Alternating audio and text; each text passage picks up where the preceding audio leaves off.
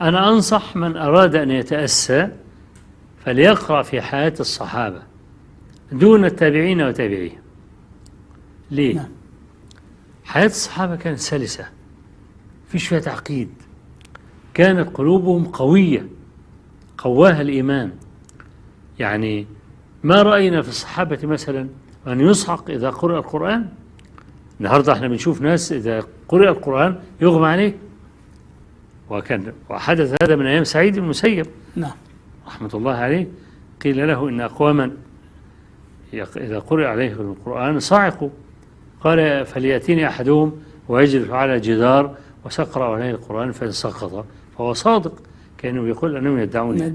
لكن في ناس فعلا، يعني يحيى بن سعيد القطان كان يصعق إذا سمع القرآن، وأحمد بن حنبل تلميذ يحيى بن القطان يقول ولو استطاع يحيى أن يردها لفعل. لو قدر يمسك نفسه وما يغماش عليه ولا يظهر عليه هذا التأثر لفعل، ولكنها خرجت من نطاق تحكمه. قلبه ضعيف، قلبه ضعيف.